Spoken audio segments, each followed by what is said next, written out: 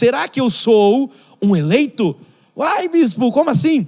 Muitas pessoas fazem essa pergunta quando nós falamos sobre a questão da predestinação, que Deus tem um povo que Ele escolhe, sobre duas sementes, filhos de Deus, filhos do diabo, e alguns podem pensar, mas será que então eu sou um eleito? Se você já fez essa pergunta, ou se essa é uma questão que você ainda não tem resolvido, eu quero dizer para você, fique até o final, porque eu tenho certeza que hoje você vai ouvir a palavra vai trabalhar no teu coração e você vai ser totalmente transformado e edificado. Será que eu sou um eleito? Se você saber a resposta, amém, você vai lembrar de muita, vai rever alguns conceitos. E se você tem essa dúvida, eu creio que ela será hoje, em nome de Jesus, sanada, porque Deus é um Deus que responde, é um Deus que não nos deixa, desculpa a expressão aí, no vácuo. Deus dá resposta, Deus dá direção, Deus ouve as nossas orações e responde. Então, para nós começarmos, eu tenho um texto aqui, que é o texto base de Tito, capítulo 2, verso 11, é Paulo escrevendo, diz assim: porquanto a graça de Deus se manifestou salvadora a todos os homens, educando-nos para que, renegadas as impiedades e as paixões mundanas, vivamos no presente século sensata, justa e piedosamente. Logicamente que só vive sensata, justa, piedosamente aqueles que tem o Espírito Santo. O ímpio não consegue viver dessa forma. O ímpio não é educado pela palavra, porque o ímpio tropeça na palavra. Jesus disse isso, é pedra de tropeço para aqueles que não são de Cristo, não são de Jesus. Ele diz no verso 13, aguardando a bendita esperança e a manifestação da glória do nosso grande Deus e Salvador, Cristo Jesus. Verso 14, o qual a si mesmo se deu por nós, a fim de remir-nos de toda iniquidade e purificar para si mesmo, olha só agora o que diz a palavra, um povo exclusivamente seu, zeloso de boas obras. Quer dizer então que Deus tem um povo que é exclusivamente dele. Paulo depois vai dizer que existe um povo que é propriedade exclusiva de Deus. Então, existe um povo eleito. Será que eu sou um eleito? Fica até o final, que eu tenho certeza que o Espírito vai responder essa questão no seu coração. Antes disso, feche os seus olhos, nós vamos mais uma vez falar com o nosso Deus. Pai amado, Deus bendito, Rei de reis, Senhor de senhores, te damos graças, honras, te louvamos, Jesus, porque agora podemos mais uma vez ouvir a tua voz, podemos ser apacentados pelo bom pastor, aquele que cuida das suas ovelhas, que trata das suas ovelhas, e nós como ovelhas agora queremos ser apacentados, cuidados, exortados. Por isso nós oramos para que não haja agora, Pai, no nosso coração nenhuma vaidade, nenhum orgulho, nenhuma obra da carne, nenhuma facção, mas que nós possamos submeter a nossa carne ao Espírito. Subjugamos a nossa carne ao Espírito para ouvir a voz que vem do céu. A Bíblia está aberta, Pai, e quando a Bíblia está aberta, o Senhor fala. Então o Senhor já está falando conosco desde o início dessa transmissão, Jesus. Mas agora, através da palavra, da pregação, eu creio, Jesus, que há desígnios e propósitos. Eu creio que essa palavra não voltará para o Senhor vazia. Pessoas serão agora, Senhor, trabalhadas. A palavra, Senhor, cortará corações, separará juntas, medulas, porque é isso que faz a palavra, é mais afiado que uma espada de dois gumes. Nós oramos para que assim seja nas nossas vidas, em nome e para a glória do nosso Deus, e aqueles que creem digam amém. Obrigado, Gustavo. A Deus toda a honra, toda a glória. Meus irmãos amados, povo de propriedade exclusiva de Deus, nação santa, povo que é exclusivamente de Deus, um povo zeloso e de boas obras. Se é você, escreve aí no chat, esse cara sou eu, em nome de Jesus. Olha só, essa pergunta é muito comum. Que pergunta? A pergunta do tema, será que eu sou um eleito? É uma pergunta muito comum quando alguém ouve pela primeira vez, como eu disse agora há pouco, as doutrinas da graça, né? Quando a pessoa está sendo cortada pela graça e ela vê que muitas vezes aprendeu muito errado sobre a Bíblia, anos dentro de uma igreja de tradição, e a pergunta que vem é, mas será que eu sou um eleito? Enfim, eu gostaria de hoje então trazer mais conhecimento bíblico, porque você sabe, Paulo dizia, não é por palavras persuasivas, não é a minha força humana, não é a minha oratória que vai te convencer de nada, é o poder de Deus, é a palavra de Deus. Então eu trago mais conhecimento. Se você puder abrir a sua Bíblia, tá com a sua Bíblia sempre em mãos abertas, por mais que apareça aqui na tela, por mais que tenha tecnologia, eu encorajo você a conhecer a palavra, a manusear bem essa espada. Então abra sua Bíblia aí, esteja com ela aberta, porque eu vou te dar conhecimento bíblico e você tem que conferir coisas espirituais com coisas espirituais. Os bereanos eram assim, eram pessoas que conferiam as coisas espirituais, que nós possamos ter esse mesmo espírito. Então O meu propósito, vamos dizer assim, como pastor, é produzir em você segurança espiritual. Esses 3 últimos cultos de domingo eu tenho falado sobre questões de doutrina. Por quê? Porque a graça produz segurança. Você saber que você é salvo para todo sempre. Amado, isso traz segurança de quem você é em Cristo, da obra que Ele fez na sua vida, que não é parcial, mas é definitiva. Sabe? Você saber sobre a falsidade do livre-arbítrio, como nós estudamos semana passada, te traz segurança. E agora você saber quem você é em Deus, essa questão da eleição também vai te produzir mais segurança. Isso tudo é identidade. Sabe, quem não sabe quem é uma pessoa que vive muitas vezes insegura. Agora, quando eu sei quem eu sou em Cristo, isso produz o quê? Identidade clara. Sabe, quando eu sei o que Deus pensa a meu respeito, eu sou um crente seguro. Então, para nós vivermos as promessas de Deus, para nós vivermos as palavras proféticas que tem na palavra, sabe, para vivermos as premissas ensinadas na palavra, nós precisamos fazer o quê? Precisamos exercitar a nossa fé. O justo viverá por fé, não tem outra forma. Você sabe que aqui nós não ensinamos você a ralar o joelho, pagar o preço, subir um monte, porque isso não serve para nada, isso não presta, isso não traz edificação alguma, isso são rudimentos de obras mortas, sabe? É algo que já caducou, sabe?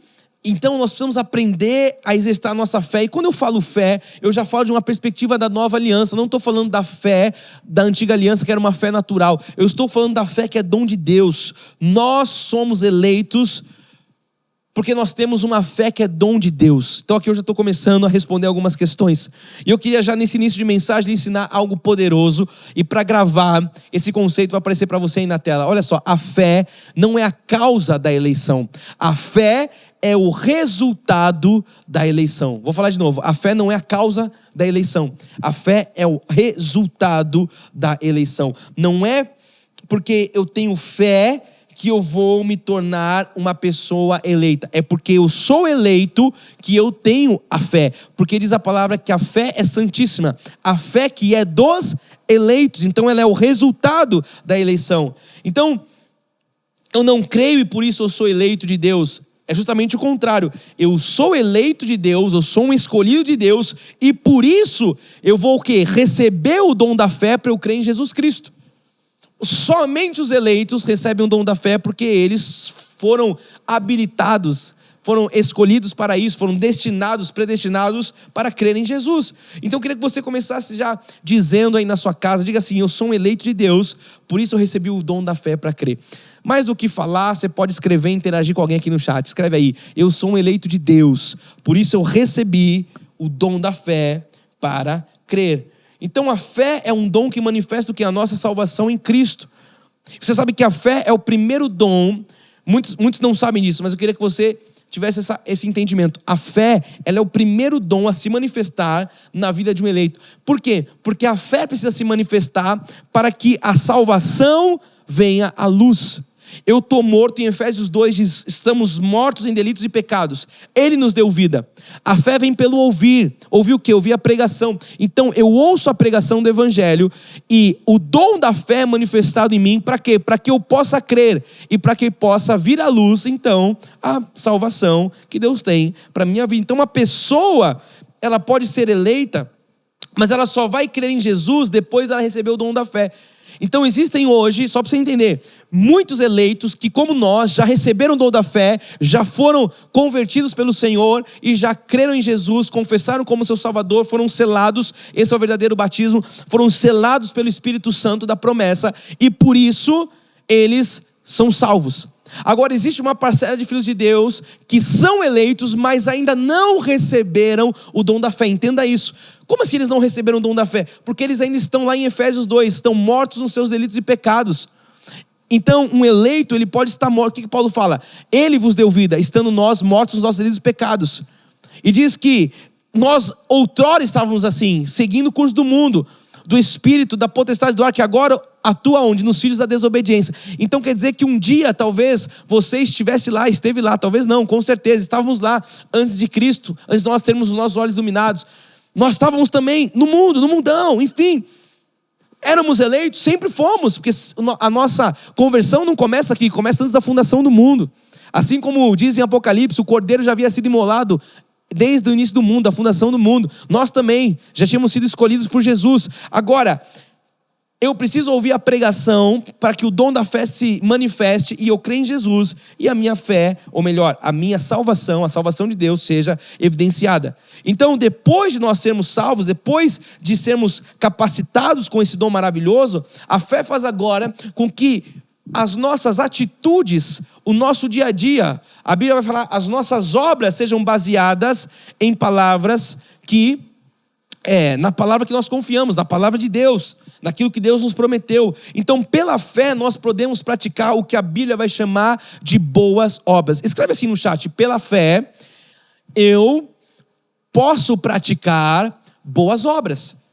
Como é que alguém pratica boas obras? Somente pela fé. Somente aqueles que já foram, já receberam Jesus, agora vão praticar o que a Bíblia chama de boas obras. Então, as boas obras, elas não se referem apenas à caridade, porque quando fala boas obras, você pode pensar lá no lar espírita, com todo respeito, nos institutos da igreja romana.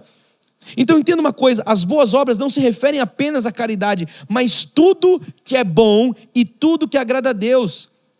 Sabe, a todas as ações que resultam resultam dos frutos concedidos por Deus. Então agora eu vou produzir boas obras, por quê? Porque eu sou um eleito, porque eu tenho o dom de Deus, eu fui concedido, esse dom da fé foi concedido por Deus para que eu cresça em Jesus. Então não são as caridades que fazem de alguém salvo. A maioria das religiões vão dizer isso: se você for bondoso, se você for caridoso, se você for fizer boas obras, você conquista a vida eterna, você conquista o céu, você conquista o paraíso. Mas a gente precisa entender que a Bíblia não fala nada disso. Pelo contrário, não são as caridades que vão fazer alguém ser salvo. Eu acabei de falar dos espíritas, senão os espíritas seriam salvos, porque são um povo muito caridoso. Qualquer um que faz caridade seria salvo. Não são as caridades, as boas obras, que nos tornam salvos. Nós não fazemos coisas certas ou coisas boas porque nós somos corretos ou porque nós somos bons na nossa carne. Pelo contrário, a Bíblia diz que em nossa carne não vai habitar bem algum. Então nós fazemos coisas boas porque nós estamos em Cristo. Presta atenção. Não é porque eu sou bom na minha carne, ou porque eu sou... Não, a minha carne não habita bem algum. Eu faço boas coisas porque eu estou em Cristo. E porque eu tenho a palavra de fé. Porque eu tenho, fé na palavra de Deus. Então a palavra misturada com fé, ela nos habilita para toda boa obra. A Bíblia diz que você já foi habilitado para toda boa obra. É o que Paulo diz em 2 Timóteo, capítulo 3, versos 16 e 17. Toda escritura é inspirada por Deus e útil para o ensino. Para que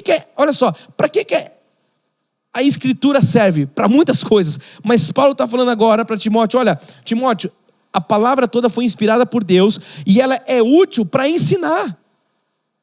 Então você pega hoje, as pessoas não querem ser ensinadas pela palavra, por quê? Porque o ensino muitas vezes confronta. E o evangelho, ele é confronto. Jesus falou: eu não vim para trazer paz, eu vim trazer espada. E está falando aqui, Paulo, olha, ela é útil para o ensino, para a repreensão. Ai, bispo, eu não gosto dessa palavra, mas a palavra é útil para isso. A Bíblia, ela é inspirada por Deus, é a vontade de Deus. Ela é útil para ensinar, para repreensão, para correção, para educação na justiça. Uau! Os pastores modernos não querem falar sobre isso. Por quê? Porque falar sobre repreensão, sobre correção, sobre ensino e educação na justiça, olha, você tem que confrontar o pecado do povo. Você tem que confrontar o mundo perverso. E as pregações que dão ibope hoje não são essas. As pregações que dão ibope hoje é que você vai ficar rico, é que você vai fazer isso, que você é o centro do coração de Deus, você é o ponto fraco de Deus. Essas pregações que vão trazer muitas vezes uma massagem no ego, que vão alisar, mas não vão produzir transformação de vida. Então é uma igreja totalmente imatura, uma igreja totalmente infantilizada, é uma igreja que não pode ser corrigida, é uma igreja que não pode ser ensinada, que não pode ser educada na justiça. Mas a palavra, ela é justamente para isso. E quem é eleito tem prazer em ser educado. Salomão diz: quem ama a disciplina, ama o conhecimento. Porque Deus só disciplina aquele que é filho. Ele ama aquele que é filho e só disciplina aquele que é filho.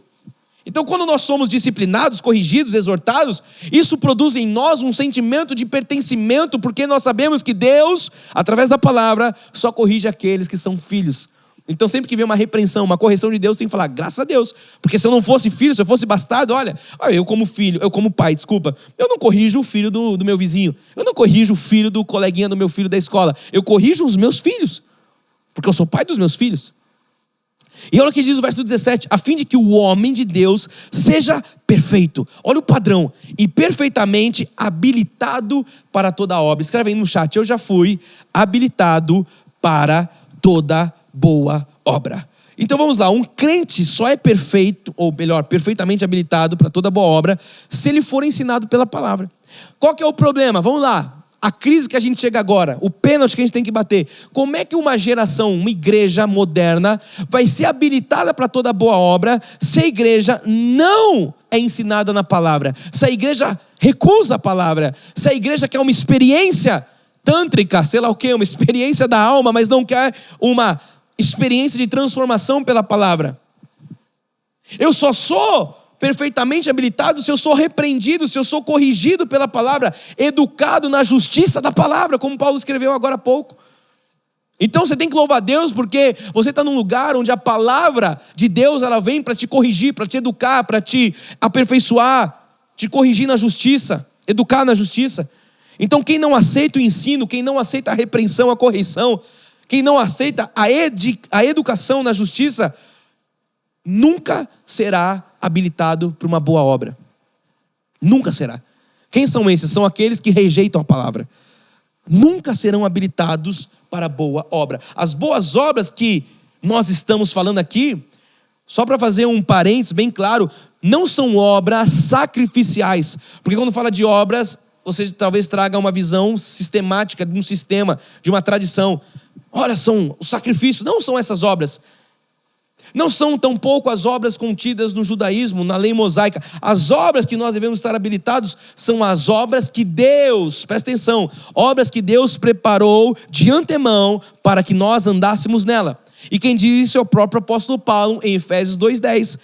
Diz, pois somos feituras dele, criados em Cristo Jesus, para boas obras, as quais Deus, antes da fundação do mundo, de antemão, preparou para que andássemos nela. São essas obras. Eu não estou falando das obras sacrificiais da lei mosaica, do judaísmo, não. Eu estou falando das obras que o próprio Senhor Jesus Cristo fez e preparou para que nós andássemos nelas. Então nós somos eleitos, a Bíblia diz que nós somos predestinados desde antes da fundação do mundo. E a nossa eleição, ela é reconhecida, e eu queria trazer agora para você algumas evidências, porque a pergunta de hoje é, será que eu sou eleito? Olha, agora que eu estou entendendo a graça, bispo, será que Jesus verteu o sangue por mim? E eu queria hoje mostrar, através de uma passagem, algumas evidências da eleição. Algo que você vai ver na palavra, e você vai falar, olha só, aqui tem evidências muito claras, e que nós vamos estudar a partir de agora sobre a nossa eleição. A nossa eleição, ela se torna visível a todos quando ela é evidenciada e ela é mostrada, clarificada, vamos dizer assim, através de algumas evidências. Antes de eu falar das evidências, nós vamos ler o texto de 1 Tessalonicenses, capítulo 1, verso 2 em diante, que Paulo vai dizer, damos sempre graças a Deus por todos nós, mencionando-vos em nossas orações e sem cessar. Verso 3, recordando-nos diante do nosso Pai, da operosidade da vossa fé, da abnegação do vosso amor e da firmeza da vossa esperança em nosso Senhor Jesus Cristo.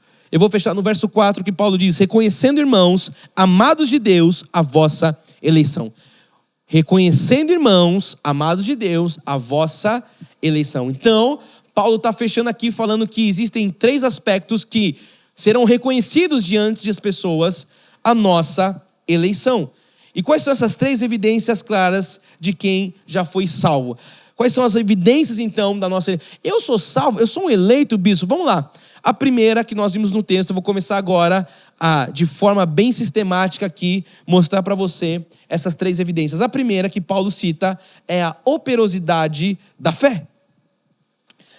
Quando nós falamos da operosidade da nossa fé, eu quero aqui trazer um paralelo. Nós estamos lendo Paulo, mas quando nós vamos para a palavra, Tiago também diz evidência da salvação, que a evidência da salvação são obras de fé. E aí, às vezes, existe uma alguns acham, às vezes pensam, que existe uma controvérsia, vamos dizer assim, de Paulo e Tiago. Mas eu queria mostrar para você que Paulo, ele vai olhar para a causa da operosidade da fé, dizendo que quando a fé opera, ela evidencia a nossa eleição. Quando a fé se manifesta, ela vai evidenciar a nossa eleição. Então Paulo, ele foca muito na causa. Só para você entender. A causa da operosidade da nossa fé. Quando a gente fala de Tiago, e eu já vou trazer alguns textos aqui, o Tiago, um pregador legalista, ele está olhando, ele está focando para a consequência da eleição e da salvação. E aí ele vai falar o quê? Das obras. Eu quero mostrar isso para você porque os dois falam a mesma coisa, só que de perspectivas diferentes. E muitas pessoas vão falar às vezes que eles estão em contradição, mas eles não estão porque a Bíblia não se contradiz, Deus não é louco. E hoje vai ficar muito claro para você. Olha o que diz Tiago 2, verso 20 em diante. Queres, pois, ficar certo, ó homem insensato, de que a fé sem obras é inoperante? A fé sem obras é morta. Então ele está dizendo que sem frutos na vida, a fé não serve para nada. Entenda isso. Olha, a fé sem obras é inoperante. Ou seja, sem frutos, o que nós estávamos vendo? Sem a consequência da fé, isso não serve para nada. Ele vai dizer no verso 21. Não foi por obras que Abraão, o nosso pai, foi justificado quando ofereceu sobre o altar o próprio filho, Isaque? Verso 22. Vês como, olha só agora, a fé operava juntamente com as obras. A fé operava juntamente com as obras, com efeito, foi pelas obras que a fé se consumou. Então todo mundo conheceu a fé de Abraão, porque ele teve o quê? Uma demonstração prática da sua fé. Como é que eu conheço a fé de Abraão? Porque Abraão, ele teve uma evidenciação da sua fé através de uma demonstração prática daquilo que ele cria. Continuando aqui, verso 23. E se cumpriu a escritura, a qual diz, ora, Abraão creu em Deus, e isso lhe foi imputado para a justiça, e foi chamado amigo de Deus. Verso 24. Verificais que uma pessoa é justificada por obras e não por fé somente. Justificada por obras e não por fé somente. Presta atenção, ele está dizendo que além de crer, é preciso dar frutos dessa fé na vida. Ele diz, uma pessoa é justificada por obras e não por fé somente. O que ele está falando? Olha, você precisa crer e você precisa dar frutos disso. Isso precisa ser evidenciado, precisa ser testificado através de frutos da sua fé em sua vida. Ou seja, a salvação se evidencia através de frutos visíveis. É o que o Tiago está falando. Não somente a fé, mas de obras que a pessoa vai ver. De algo visível. A fé sem obras é inoperante. Então ele está dizendo, olha, se você tem fé e não tem boas obras, quer dizer que não tem uma fé operosa. É inoperante. Verso 25. De igual modo, não foi também, olha o que ele vai falar agora, não foi também justificada por obras, está muito recente Raabe, né? Não foi também justificada por obras a meretriz Raabe, quando acolheu os emissários e os fez partir por outro caminho? Porque assim como o corpo sem espírito é morto, agora ele vai fechar dizendo, assim também a fé sem obras é morta. Então ele está dizendo, o corpo existe, mas sem espírito o corpo não serve para nada. É essa analogia que o Tiago está fazendo. Assim como a fé, se não for operosa, ela não vai prestar para nada. Olha, você tem um corpo, mas se você não tiver o espírito, o corpo não presta para nada. Ele diz, a fé também. A fé, se não for operosa, essa fé não presta para nada. A fé sem obras, ela é morta. Então, quando nós lemos o texto de Paulo, a gente vai entender que a justificação, através de uma fala paulina, através da ótica de Paulo, a justificação significa o quê? Declarar uma pessoa justa aos olhos de Deus. Justificação de Paulo é isso. A pessoa se torna justa aos olhos de Deus. Aqui em Tiago, significa o quê? Você vai estudar através da teologia, significa vindicar, ou seja, demonstrar que alguém é justo perante Deus e também perante os homens. Para a gente resumir isso, para ficar bem claro, o que Paulo diz?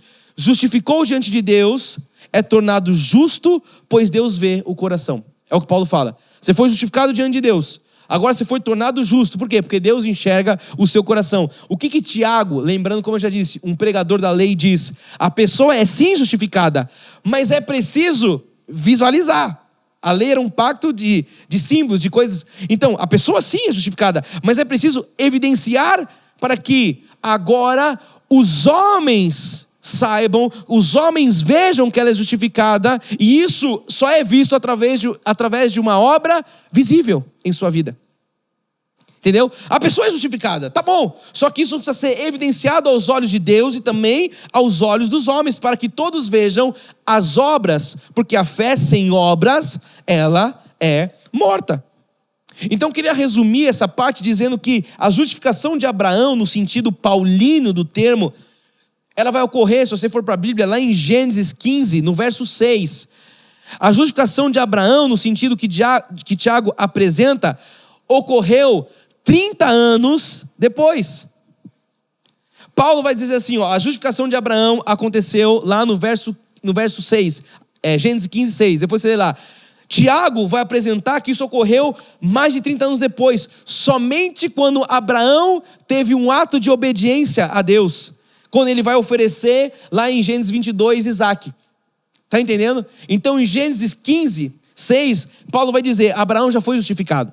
Tiago vai falar, tá bom, ele foi justificado, mas isso só foi evidenciado quando lá na frente ele oferece Isaac em holocausto.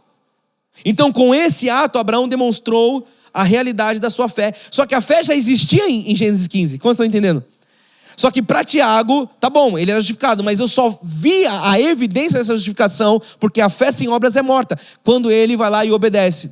Ele recebe Isaac e Deus fala, agora me entrega. Então lá em Gênesis 22, quando ele chega para entregar Isaac, Tiago vai olhar e falar assim, não, Abraão era um homem de fé. Abraão foi justificado pela fé, porque agora eu estou vendo a evidenciação, eu estou vendo a consequência, lembra? Eu estou vendo o resultado da fé dele. Paulo vai falar, não, se tornou justo, eu não preciso ver as obras, eu não preciso olhar, já está justificado. Então para Paulo, para a visão paulina, Abraão já foi justificado lá em Gênesis 15, 6.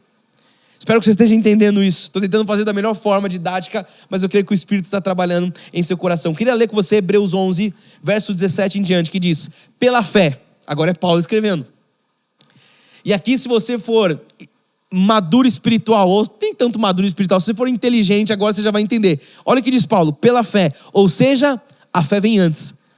Paulo está falando da causa. Então ele começa a dizer, pela fé, Abraão, quando posto à prova, ofereceu Isaac, estava mesmo para sacrificar o seu unigênito, aquele que acolheu alegremente as promessas. 18. A quem se tinha dito, em Isaac será chamada a tua descendência. Porque considerou que Deus era poderoso até para ressuscitá-lo dentre os mortos, de onde também, figuradamente, o recobrou. Então o que é isso? Isso é fé. Abraão, ele está na galeria de heróis. Abraão pela fé.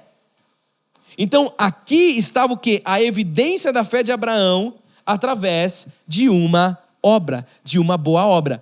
Abraão pela fé, ele vai andar em obras, em caminhos justos, em obras boas, como nós vimos no início.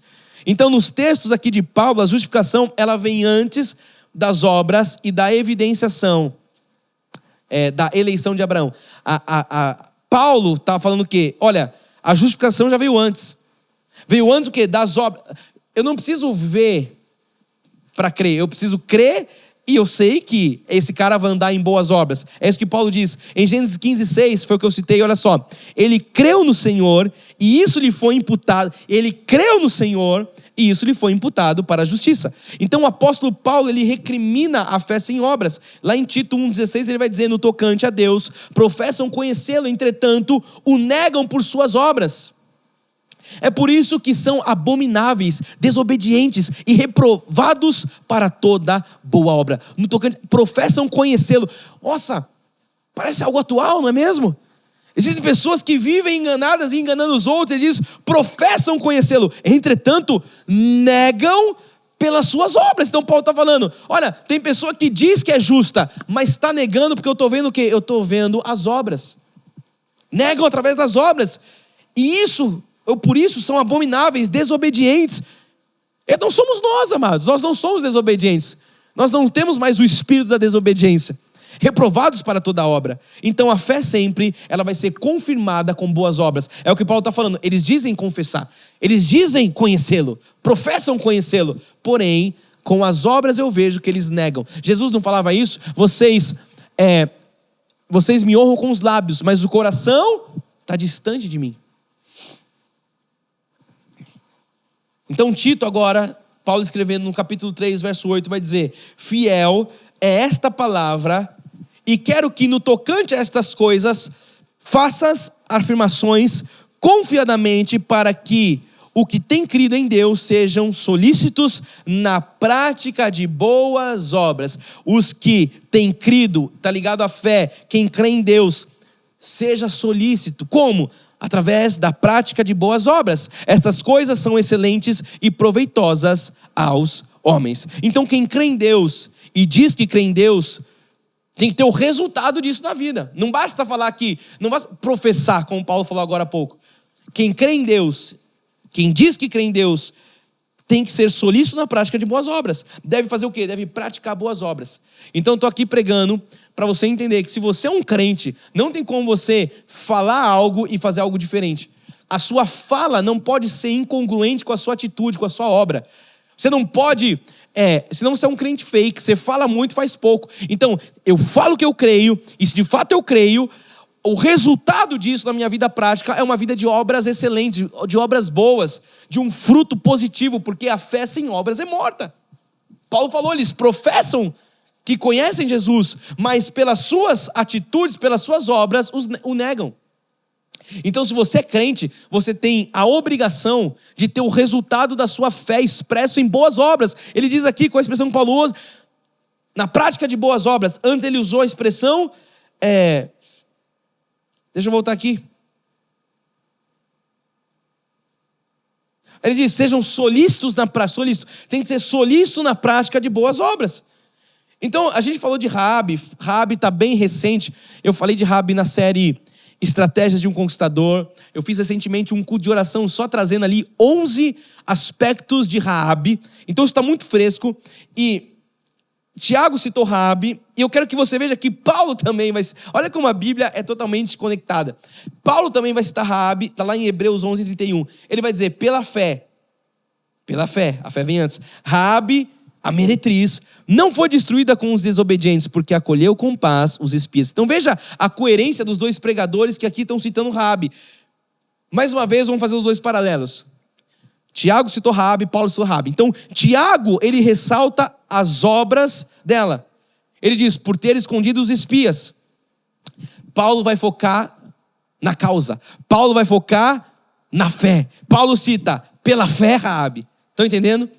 Então veja a coerência dos pregadores. Então Raabe, ela era uma eleita. E porque Raabe era uma eleita, o resultado da fé, agora você está entendendo. Raabe era uma eleita, pela fé Raabe acolheu os espias. Por Raabe ser uma eleita, ela praticou o bem. E não foi o contrário, como muitos podem pensar. É porque ela praticou o bem que ela foi escolhida. Não. Porque ela era uma eleita, ela pratica boas obras. E tanto que Raabe está na genealogia de Jesus. Você já me viu falando sobre isso muitas vezes. Mateus 1:5 diz assim, Salmão gerou Raabe a Boaz. Este de Ruth gerou Obed. E Obed a Jessé. Então, vem Davi, vai vir toda a genealogia ali. Então, Raabe, a gente pode dizer que ela era uma tataravó, sei lá quando, de Jesus. Olha que Deus é perfeito em todos os seus caminhos.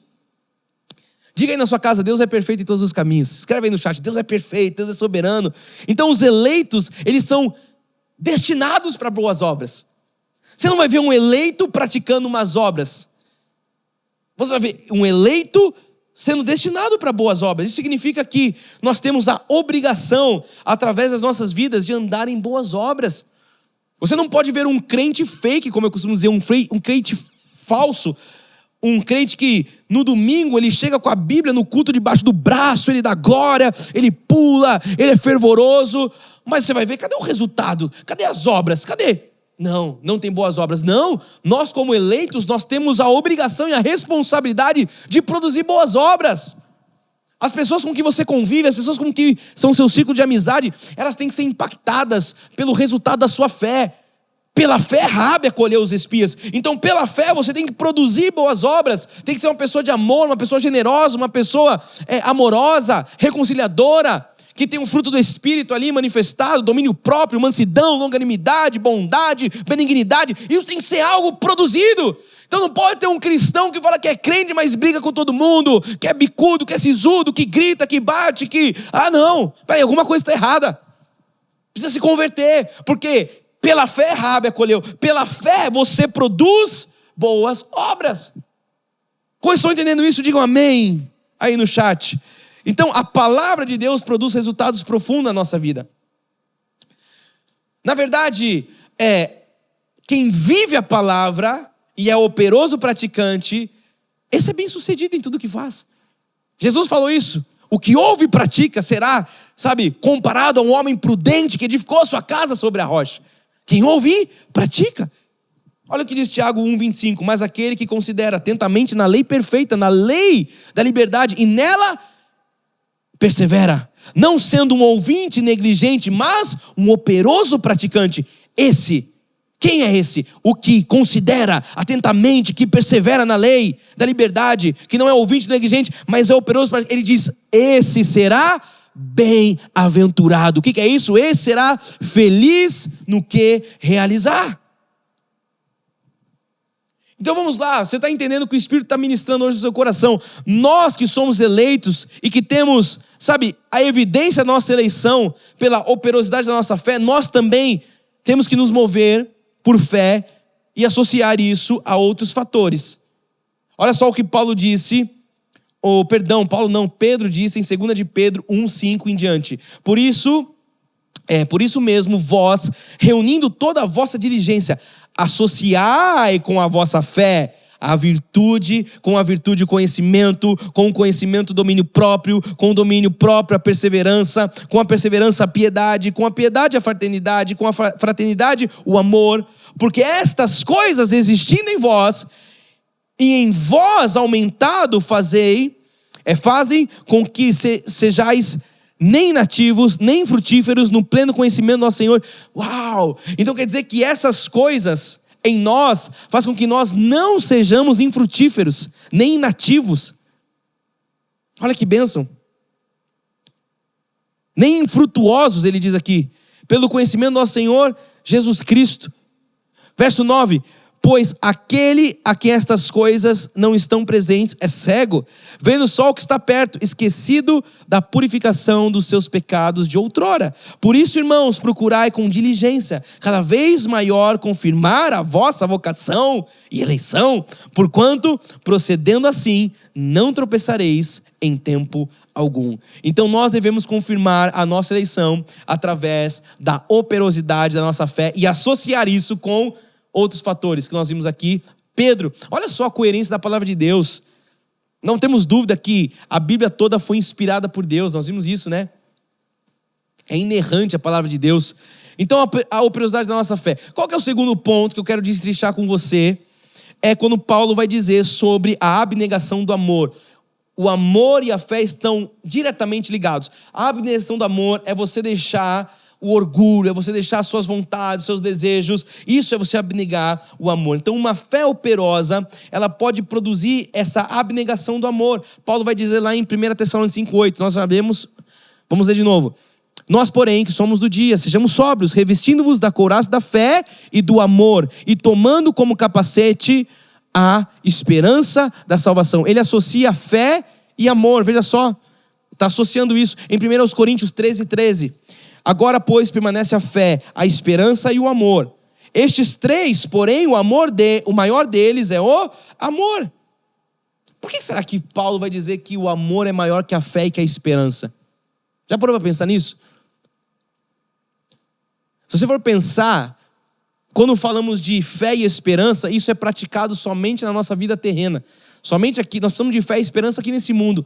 Amor também, mas o amor, ele transcende. O amor será ainda manifestado na vida eterna. Ele será praticado na vida eterna. Por isso que Paulo fala, o maior desses é o amor. Então, evidenciamos aqui no mundo que nós somos eleitos e discípulos de Cristo quando nós amamos. Não com o amor do mundo, mas com o amor de Deus, o amor que jamais acaba. O amor que é maior é o amor bíblico, não é o amor do homem, não é o amor humano, não é o amor interesseiro, mas é o amor que Paulo vai falar lá em Coríntios. Por quê? Porque esse amor, o amor verdadeiro expressa Deus e o Calvário. Então a primeira evidência da nossa eleição, nós vimos, a operosidade da nossa fé. A segunda evidência da nossa eleição, a abnegação do amor. E a terceira, para nós começarmos a ir para o final, é a firmeza da esperança. Terceira evidência da nossa eleição. Será que eu sou eleito? Você está vendo? A abnegação do amor, a operosidade da nossa fé, a abnegação do amor e agora, firmeza da esperança. Então a eleição ela é comprovada quando você tem uma esperança firme. Olha lá, 1 Tessalonicenses 1, 3 em diante. Recordando-vos diante de Deus, nosso Pai, a operosidade da nossa fé, a abnegação do vosso amor e da firmeza da vossa esperança em nosso Senhor Jesus Cristo. Ele vai dizer agora no verso 4, vai ficar muito claro para você. Reconhecendo, irmãos, amados de Deus, a vossa eleição. Então ele destrincha essas três vertentes e ele diz, isso vai fazer com que vocês sejam reconhecidos como um povo eleito. Então a eleição, ela é evidenciada pela fé operosa, pela abnegação do amor e também pela firmeza da nossa esperança. Ou seja, nós temos que perseverar até o fim. Como é que eu faço isso? Mantendo os olhos fixos naquele que é o autor e consumador da nossa fé. Devemos alimentar a nossa alma. Devemos alimentar a nossa esperança com o quê? Com a palavra de Deus. O que eu estou fazendo hoje com você aqui? Estamos alimentando a nossa alma, estamos nutrindo o nosso espírito, estamos produzindo uma firme esperança através da palavra de Deus. Então eu não vou esperar no mundo, muito menos nas coisas deste mundo, nas coisas dessa terra. Nós devemos ter esperança somente no Deus da nossa salvação. A firmeza da esperança está onde? Está em Deus, não está no mundo. Por que, bispo? Porque quem espera em Deus jamais se frustra. Escreve aí no chat, quem espera em Deus jamais vai se frustrar, jamais se frustra. O salmista diz no Salmo 146:5, bem-aventurado significa feliz aquele que tem o Deus de Jacó por seu auxílio, cuja esperança está no Senhor, seu Deus. Bem-aventurados somos nós. O que é isso? São felizes aqueles que têm esperança em Deus. Aqueles que têm Deus como seu auxílio. Então a sua esperança não pode estar no seu chefe, não pode estar no seu contra-cheque, não pode estar na sua comissão. A sua esperança tem que estar no Senhor. Isaías 40:31, mas os que esperam no Senhor, lemos esse quinta-feira passada. Eu amo. Os que esperam no Senhor renovam suas forças, sobem com asas como águia, correm e não se cansam, caminham e não se fatigam. Amados, o Senhor Jesus Cristo, Ele está confirmando uma boa obra em nós. Os que esperam no Senhor. A nossa firmeza de uma esperança. Olha, eu quero ir para o final dizendo para você que a fé, ou uma fé operosa, ela vai produzir frutos bons. Você vai reconhecer um eleito através dos frutos. Jesus disse algo mais ou menos parecido com isso. Ele falou, pelos frutos você conhece a árvore. Pelos frutos conhecereis. Foi o que Jesus falou. Então, uma fé operosa vai produzir frutos bons, obras boas, que confirmam a nossa eleição. Mas nós também vimos aqui que a fé nos traz benefícios que vão glorificar a Deus. Olha que bênção.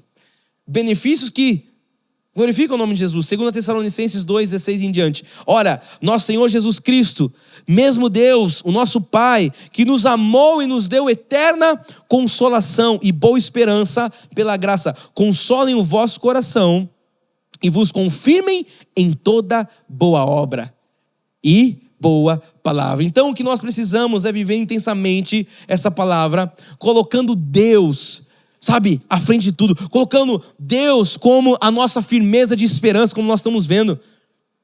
A Bíblia diz que o nosso Senhor Jesus Cristo, o Deus verdadeiro, Ele tem grande galardão para aqueles que confiam nele.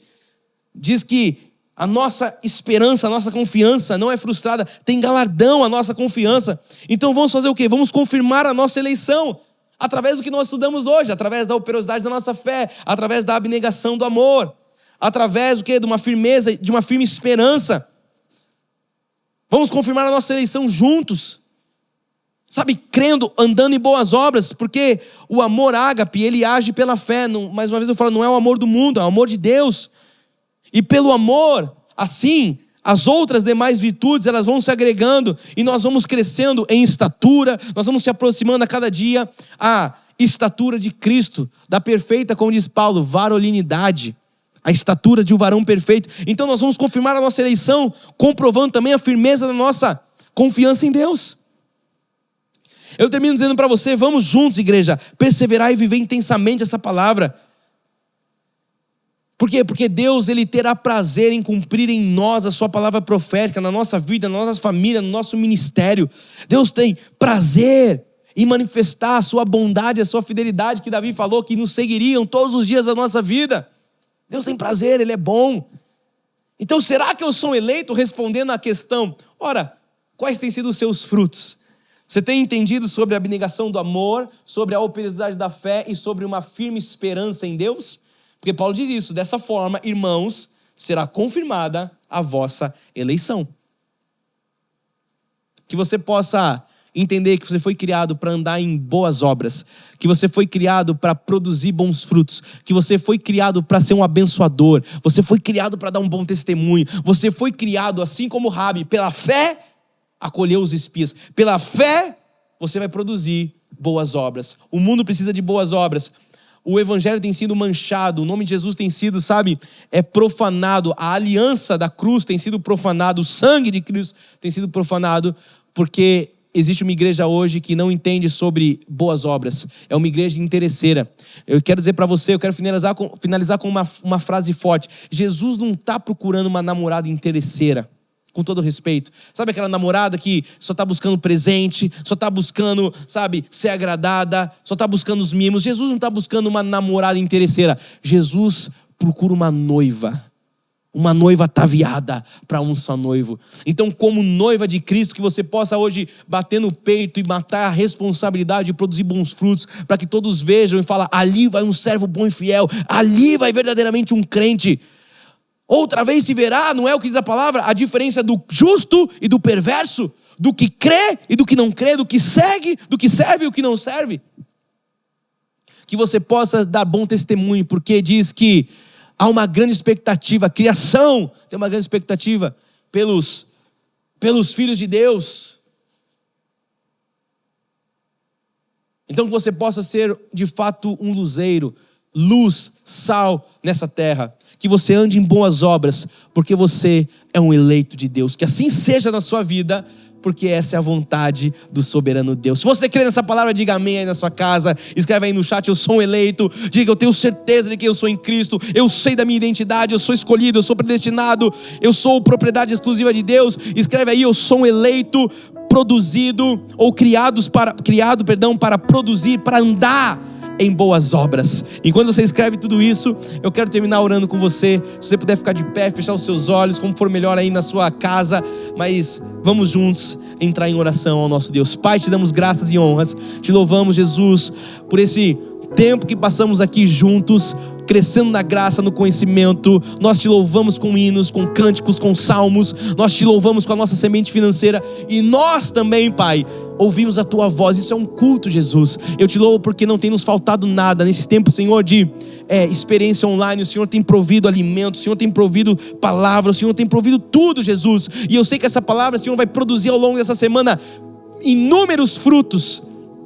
E nós vamos andar nesses frutos, porque nós estamos vendo, Pai, o resultado da nossa eleição, Jesus. Assim como Paulo, nós estamos vendo tanto a causa, e assim como Tiago, nós estamos vendo também a consequência da nossa eleição. Te louvamos e te agradecemos, Jesus, porque o Senhor é bom em todo o tempo. A tua bondade, a tua fidelidade nos segue. Nada nos faltará, porque tu és o nosso pastor. E nós queremos, Senhor, ver esses frutos abundantes na nossa vida. Nos leva para uma semana, Senhor, de avanço. Nos leva para uma semana de evidenciação da nossa eleição. Que todos vejam em nós nós, Jesus, que nós somos eleitos, que nós somos escolhidos, que os nossos frutos demonstrem a nossa fé, a nossa eleição, que a evidenciação da nossa eleição seja vista por todos através de boas obras, Jesus. Nós não queremos ser aqueles que falamos e não fazemos. Nós não somos mais desobedientes, como nós vimos aqui, Pai. Nós somos pessoas de obediência, porque nós temos um santo temor, temos um zelo com a Tua palavra, não o zelo legalista, que era um zelo sem conhecimento. Nós temos zelo